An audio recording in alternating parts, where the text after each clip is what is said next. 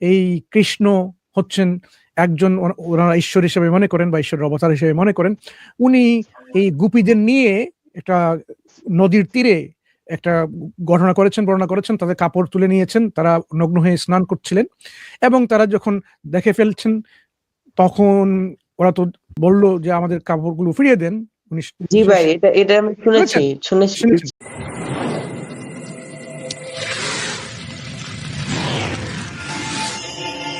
যুক্ত করার জন্য ধন্যবাদ সবাইকে। আপনাকে ধন্যবাদ। ঠিক আছে, আপনি আমাদের সাথে যুক্ত হয়েছেন। এখন বলুন তো ভাই, আপনাকে আমরা কিভাবে সাহায্য করতে পারি? আজকে কোনো প্রশ্ন আছে আপনার, কোনো মন্তব্য আছে, বা আচ্ছা, আপনি কি বলবেন? আল্লাহ যে হ্যাঁ, আছে এটা প্রমাণ করবেন কিভাবে, বা আমি বুঝবো কিভাবে যে আল্লাহ আছেন? ঠিক আছে।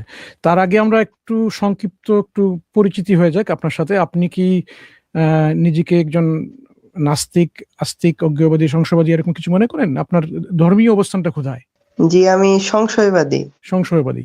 এর অর্থ যে আপনি স্রষ্টা আছেন কিনা তা নিয়ে আপনি এখনো নিশ্চিত নন, সংশয় আছেন, তাই না?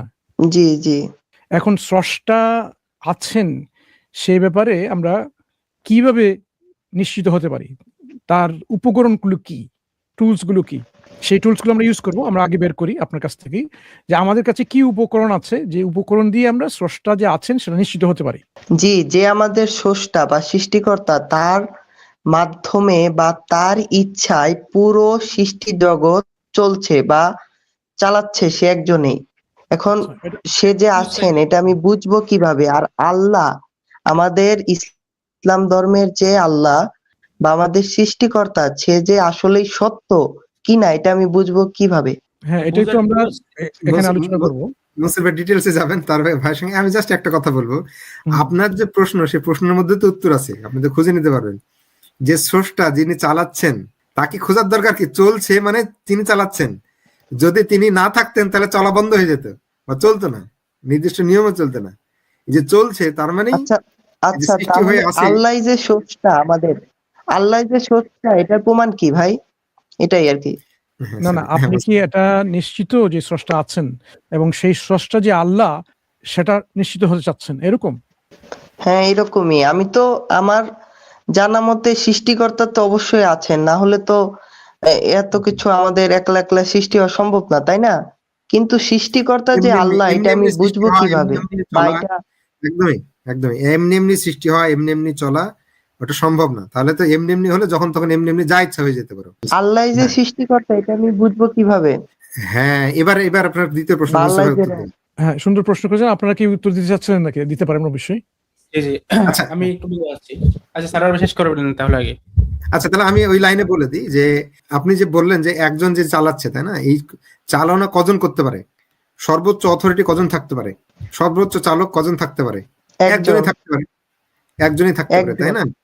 হ্যাঁ, তাহলে একজন যখন থাকবে তখন সেই একজন, তাহলে বুঝে গেলাম তার কোনো শরিক নাই, সে কোনো কিছুর উপর নির্ভর করবে না, তাই না? শরিক নাই মানে তার দ্বিতীয় কোনো নেই, একজনই। সে তো কোনো কিছুর উপর নির্ভর করবে না, তার কারণ সবকিছু তার উপর নির্ভরশীল। তিনি তো চালক, তাই না? তিনি যদি নির্ভর করতেন অন্য জিনিসের উপরে, তাহলে তো তিনি তো সর্বোচ্চ হলেন না, তাই না? তাহলে স্রষ্টাকে সর্বোচ্চ হতে হবে, হলেন না তাহলে। হ্যাঁ, তাহলে সৃষ্টিকর্তা যিনি, তাকে অবশ্যই হ্যাঁ একক হতে হবে, শক্তিশালী হতে হবে, সবকিছু থেকে অমুখাপেক্ষী হতে হবে, বরং সবকিছু তার নির্ভরশীল হবে, সৃষ্টি তার নির্ভরশীল, তিনি সৃষ্টির মতো নন, তাই না? এমন হতে হবে, ঠিক কিনা? হ্যাঁ ঠিক, সৃষ্টির মতো বলেছেন। এটাই হলো আল্লাহর সংজ্ঞা, সূরা ইখলাসে এটা আল্লাহর সংজ্ঞা, এটাকেই আমরা আল্লাহ বলি, এই সত্তাকে আমরা আল্লাহ বলি। সে যে আছেন এটা তো আমরা বুঝলাম যে একজন সৃষ্টিকর্তা রয়েছে, কিন্তু মুহাম্মদ সাল্লাল্লাহু আলাইহি সাল্লামের যে আল্লাহ, সেই আল্লাহ কি এই স্রষ্টাই? আচ্ছা আচ্ছা, এবার আপনি প্রশ্ন করেছেন যে নাকি এটা তার বানানো ধর্ম বা নিজের থেকে একজন, ঠিক আছে, বুঝতে পেরেছি আপনার সত্যি ইসলাম সত্য কিনা। আপনার প্রশ্ন হলো বিশ্বব্রহ্মাণ্ডের যিনি রব, যিনি মালিক, তাকে আল্লাহ বলুন বা যাই বলুন, এটা তার আসল নাম কি করে জানবো, এবং রাসূলুল্লাহ সাল্লাম কি তার পক্ষ থেকে কিনা, এটা আপনার প্রশ্ন, তাই না? যখন রাসূলুল্লাহ সাল্লামের কাছে কিছু এসেছে, রাসূলুল্লাহ সাল্লাম তো একটা প্রমাণ নিয়ে এসেছেন, তাই না? যে আমার কাছে এই প্রমাণ আছে যে আমি নিজে কথা বলছি না, আমি বিশ্বব্রহ্মাণ্ডের রব্বিল আলামিন, যিনি বিশ্বজগতের যিনি প্রতিপালক, সর্বোচ্চ রব্বিল আলা, তার পক্ষ থেকেই কথা বলছি, তার কাছ থেকে গ্রন্থ পেয়েছি। এই কথা, এই ধরনের কথা বলে যখন আমরা বুঝবো কিভাবে ভাই? এটা আমরা বুঝবো কিভাবে? তার মুখের কথায় আমরা বিশ্বাস করব কিভাবে? হ্যাঁ, তার জন্য তিনি নিয়েছেন, প্রমাণ দিয়েছেন উনি, তাই না? প্রমাণ রেখেছেন, যেটা 1 নম্বর প্রমাণ। ধরুন যে গভর্নমেন্ট, সরকারের পক্ষ থেকে কোনো চিঠি আসলো আপনার কাছে, ধরুন একটা, ঠিক আছে, বা একটা টাকার নোট, আপনি কি করে বুঝবেন যে এই টাকার নোটটা গভর্নমেন্ট, মানে সরকারি টাকার নোট, অরিজিনাল টাকার নোট কি করে বুঝবেন? ওখানে একটা এমন কিছু দিক থাকতে হবে ওর মধ্যে যাচাই করার, যেটা অন্য কেউ নকল করবে না। যেমন সিগনেচার বা সাইন নকল করতে পারে না, এমন কিছু সাইন থাকে যেটা নকল করতে পারে না, তাই না? অন্য কেউ, ওই একজনই পারবে, ঠিক কিনা? জি জি হ্যাঁ। ঠিক। তো বিশ্ব ব্রহ্মাণ্ডের যে মালিক সর্বোচ্চ, তার সবচেয়ে সাইন কি? যে তার মতো শক্তিশালী, তার মতো সক্ষম কেউ নয়, তাই না? তার মতো শক্তিশালী বা তার মতো সক্ষম কেউ নয়। তিনি এমন কিছু করতে পারবেন যা অন্য কেউ তৈরি করতে পারবে না। তিনি এমন জিনিস পারবেন যে অন্য কেউ পারবে না, তাই না? জি জি তার একমাত্র চিহ্ন এটাই যে অন্য কেউ নকল করতে পারবে না। এমন কিছু সিগনেচার তার আছে যেটা অন্য কেউ নকল করতে পারবে না। তো রাসূলুল্লাহ সাল্লামের কাছে এমন একটা সিগনেচার তিনি পাঠিয়েছেন, সেটা হলো কোরআন, আল কোরআন।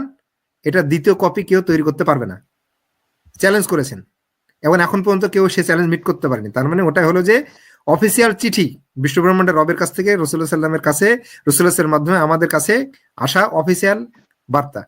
বুঝতে পেরেছেন মুসুর ভাই? আচ্ছা, এটা যে আল্লাহর কাছ থেকে এসেছে, এটার প্রমাণ কি? আল্লাহ ছাড়া যদি কারো কাছ থেকে আসতো, এটার প্রমাণ কি? একটা ওইটা অন্য কেউ নকল করতে একটা কিছু বলেন যে এটা প্রমাণ। যে বার্তাটা এসেছে, যে কমিউনিকেশনটা এসেছে এবং ক্লেম করছে, সেই কমিউনিকেশনই উনি বলছেন আমি সেই আল্লাহ যিনি ছাড়া আর কোনো স্রষ্টা নেই, কোনো সৃষ্টিকর্তা নেই, কোনো উপাস্য নেই। এই যে ক্লেমটা হচ্ছে এখানে একটা একটা পুস্তকে বলতে পারেন যে এটা হচ্ছে স্রষ্টা প্রদত্ত একটা গ্রন্থ, মানুষের হেদায়েতের জন্য, মানুষের দিক নির্দেশনার জন্য। এবং ওইখানে এই স্রষ্টা বলছেন আমি সেই স্রষ্টা, যে আমি সবকিছু সৃষ্টি করেছি এবং এভাবে সৃষ্টি করেছি, আমি মানুষকে সৃষ্টি করেছি এবং এভাবে মানুষকে সৃষ্টি করেছি। শুধু শুধু এই কোন একটা বক্তব্যই পেশ করেননি, একই সাথে বক্তব্যের সাপেক্ষে প্রমাণও পেশ করছেন যে মানুষকে আমি পুনরায় পুনরুজ্জীবিত করব এবং এভাবে করব, প্রমাণ সহকারে বক্তব্য দিচ্ছেন, প্রমাণ দিচ্ছেন, বক্তব্য দিচ্ছেন, প্রমাণ দিচ্ছেন, যে এইভাবে আমি এই যে বিশ্বজগৎকে সৃষ্টি করেছি, তার সম্প্রসারণ করেছি এবং এভাবে আবার তাকে আবার গুটিয়ে ফেলবো। হ্যাঁ, মেকানিজম বলে দিচ্ছেন। এইভাবে বিভিন্নভাবে কোরআনের মধ্যে যদি আপনি পড়েন, দেখবেন সেই স্রষ্টা তার অনেকগুলো চিহ্ন দেখাচ্ছেন, প্রমাণ দেখাচ্ছেন এই কোরআনে, যে এই কোরআন স্রষ্টার পক্ষ থেকে এসেছে। না হলে তো যে কোনো একজন মানুষ যে বলতে পারে হ্যাঁ আমি এই বইটা পেয়েছি, স্রষ্টা নিজেকে ক্লেম করেছে, ওটা উনি পাঠিয়েছেন আমার কাছে, এরকম মানুষ নিজেই দাবি করতে পারে আমি হচ্ছে একজন নবী, একজন প্রফেট, একজন রাসূল, এরকম। কিন্তু যখন প্রফেট মুহাম্মদ সাল্লাল্লাহু আলাইহি ওয়াসাল্লাম নিজেকে নবী হিসেবে উপস্থাপন করলেন, তখন তিনি কিছু প্রমাণ দেখালেন। তার মধ্যে অনেকগুলো প্রমাণ আছে, আমরা মুজিজা যেগুলো বলি, এগুলো ওনার জীবদ্দশায় হয়েছে। যারা দেখেছে তারা ঈমান এনেছে, বিশ্বাস করেছে। কিন্তু আপনি তো ওই সময় ছিলেন না, এই জন্য আপনি হয়তো এগুলো নিয়ে সরাসরি কোনো একটা মন্তব্য করতে পারছেন না। কিন্তু তিনি একটা জিনিস রেখে গেছেন, সেটা হচ্ছে ওনার কাছে স্রষ্টা একটা পথ নিদর্শনের একটা গ্রন্থ দিয়েছেন, যে গ্রন্থের মধ্যে আমাদের জীবনের উদ্দেশ্য কি, আমরা কেন সৃষ্টি হয়েছি, কোথায় আমরা যাব, কি করব, এখানে কিভাবে জীবনযাপন করতে হবে, সেই প্রতিটি নিয়ম নীতিমালা এখানে আছে, সুবিন্যস্ত ভাবে আছে। এবং এই গ্রন্থ যে স্রষ্টার পক্ষ থেকে এসেছে, সেটা যদি সে কেউ বিশ্বাস না করে, তার জন্য কিছু ফলসিফিকেশন টেস্ট দেওয়া আছে, যে কেউ যদি মনে করে এটা স্রষ্টার পক্ষ থেকে আসেনি, তাহলে তারা যদি এটা করে তাহলে প্রমাণ করতে পারবে যে স্রষ্টার পক্ষ থেকে আসেনি। আর যদি প্রমাণ না করতে পারে, তাহলে তাদেরকে এটা মানতেই হবে যেটা স্রষ্টার পক্ষ থেকে এসেছে। এটা এরকম আমরা সায়েন্সে আমরা এরকম করি, ফলসিফিকেশন টেস্ট। আচ্ছা ভাই, বুঝিয়ে বলার জন্য ধন্যবাদ ভাই। ভাই আচ্ছা, হযরত মুহাম্মদ সাল্লাল্লাহু আলাইহি সাল্লামকে নিয়ে যদি কেউ কোনো কটূক্তি করে, তাকে কি হত্যা করার কোনো দলিল বা হাদিস রয়েছে সহিহ? জি আছে। দেখেন এখানে না সরাসরি এই দলিলে যাওয়ার কোনো প্রয়োজন নেই, আমি আগে বলছি। এখানে দেখুন ভাই, রাসূলুল্লাহ সাল্লাল্লাহু আলাইহি ওয়াসাল্লামকে কটূক্তি করলে এটা যদি একটা অপরাধ হিসেবে সাব্যস্ত হয়, কে সেটাকে অপরাধ হিসেবে সাব্যস্ত করবে, কে শাস্তি দিতে পারবে? এটা তো মানুষ নিজে, একজন ওই যে আমরা কি বলি মব রুল, এরকম হতে পারে না। একজন মানুষ নিজে ব্যক্তিগতভাবে এরকম রুল তৈরি করতে পারবে না এবং সেই রুলকে সমাজে প্রতিষ্ঠিত বা প্রয়োগ করতে পারবে না। এর পুরোপুরি দায়ভারটা হচ্ছে একটা সমাজে, একটা রাষ্ট্রের, একটা বিচার ব্যবস্থার, যেখানে এই রাষ্ট্র একটা বিচার ব্যবস্থা নির্ধারণ করবে এভাবে, যেখানে কিছু নিয়ম নীতি থাকবে। ওই নিয়ম নীতির মধ্যে কিছু রুলস এর মধ্যে এরকম থাকবে, কেউ যদি এরকম যে কোনো প্রফেট বা কোনো নবী, কোনো রসুল বা স্রষ্টার উপরে যদি কেউ অবমাননাকর বক্তব্য রাখে, তাহলে সেটা এই রাষ্ট্রে কোনো অপরাধ হিসেবে সাব্যস্ত হবে কিনা। যদি এই রাষ্ট্রে এরকম আইন তৈরি হয়, এগ্রিমেন্ট চলে আসে ওই রাষ্ট্রের আইনের প্রণেতার মধ্যে এবং লোকদের কাছ থেকে, যখন একটা আইনটা পাস হয়ে যাবে, তখন তো ওটা রাষ্ট্রের জন্য একটা কার্যকরী একটা আইন হয়ে গেল।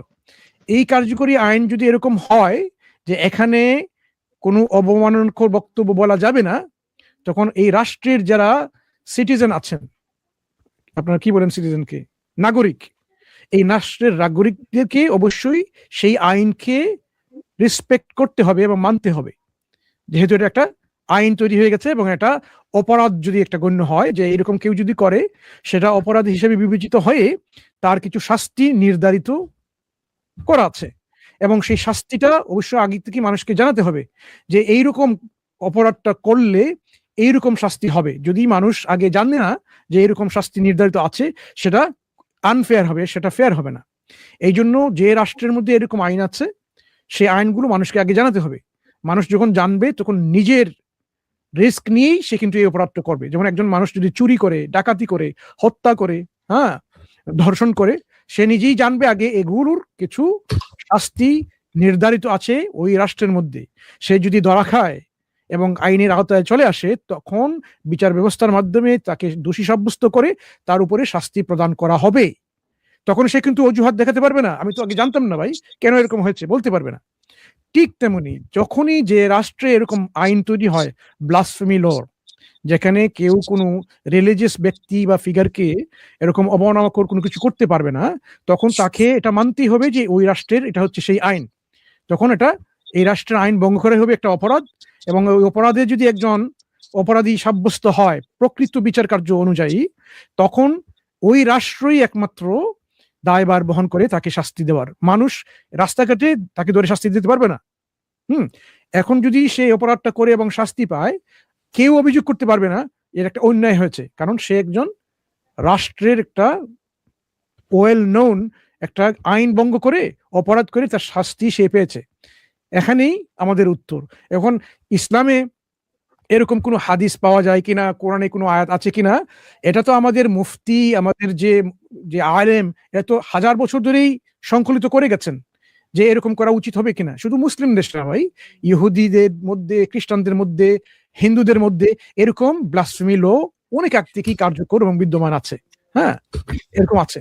যেমন আপনারা জানেন না যে ইহুদিরা, তাদের মধ্যে আপনি যদি ইহুদিদের ঈশ্বর ছাড়া অন্য কাউকে উপাসনা করেন, মানুষকে প্রলুব্ধ করেন উপাসনা করার জন্য, আপনার শাস্তি হবে মৃত্যুদণ্ড। শুনেছেন ইহুদিরা এরকম বলে না, লুকিয়ে রাখে।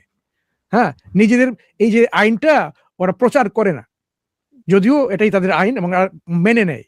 যখন এই আইনটা তাদের উপর প্রয়োগ হবে, তারা এখানে কোনো অভিযোগ করবে না। ঠিক তেমনি অন্যান্য ধর্মে এরকম এগুলোর পরিচয় পাওয়া যায়, ইসলামেও এরকম আছে। কারণ হচ্ছে যে কেউ যদি এরকম স্রষ্টা এবং তার স্রষ্টার মনোনীত কিছু মানুষকে বা কিছু এজেন্সিকে এরকম অবমাননা করে, তাহলে কিন্তু সমাজে একটা দুর্যোগ, একটা কি বলে, একটা ডিস্টাবিলিটি, ইনস্টাবিলিটি এরকম শুরু হবে।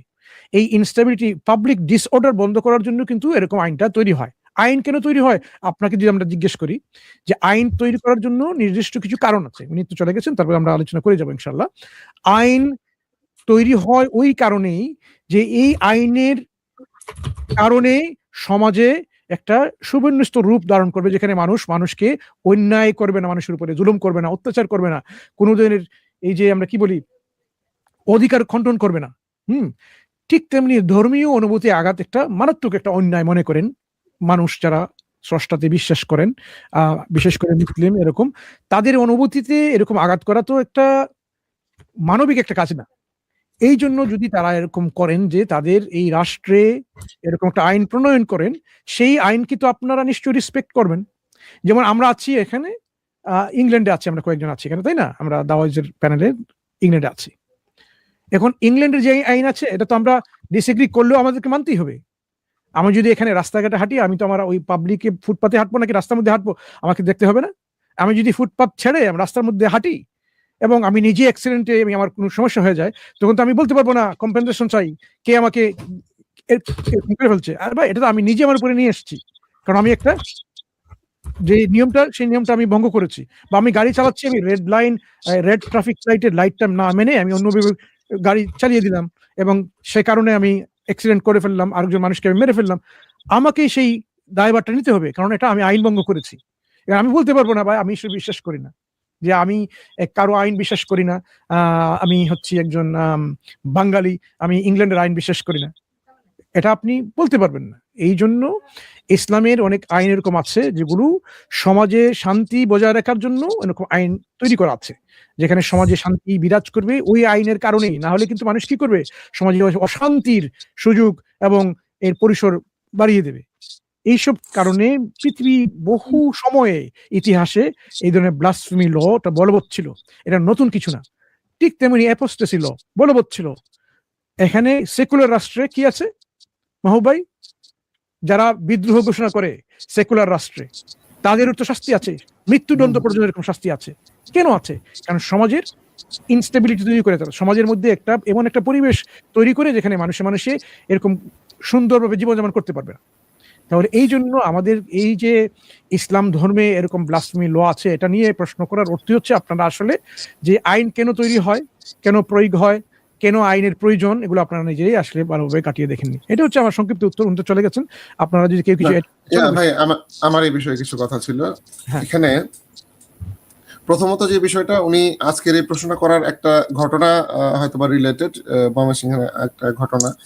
তো এখানে আমি এখন পর্যন্ত যা নিউজ পাইছি, এটা ভুল বা সঠিক সেটা জানি না, কিন্তু আমি এখন পর্যন্ত যেটা জানছি যে ওই ছেলেটা বা ওই লোকটা মানে যে কি কটূক্তি করছে বা কটূক্তি আদৌ করছে কিনা এর কোনো প্রমাণ এখনো পাওয়া যায় নাই, 1 নম্বর পয়েন্ট।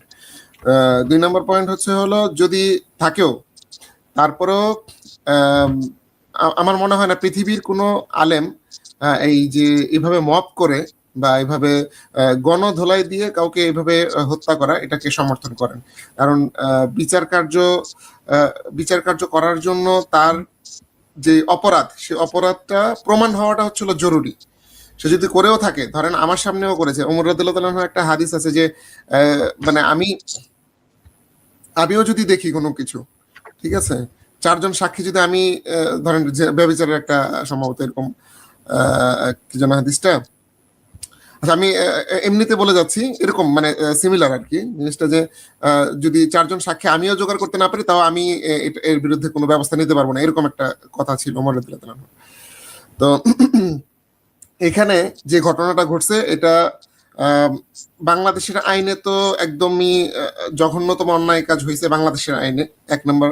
2 নম্বর, ইসলামিক আইন অনুসারেও এটা অনুচিত কাজ হয়েছে, এবং যারা যারা করছে তারা অবশ্যই অপরাধ করছেন, আইন ভঙ্গের অপরাধ করছেন, 1 নম্বর পয়েন্ট।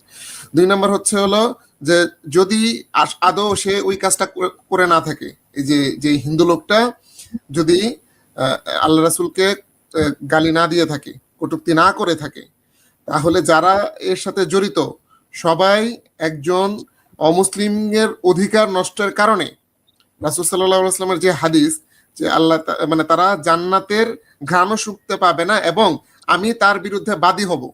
ওই অমুসলিমকে হত্যা করার জন্য আল্লাহ রাসূল বাদী হবেন ওই সমস্ত মুসলিমদের বিরুদ্ধে যারা এই লোকটাকে হত্যা করছে।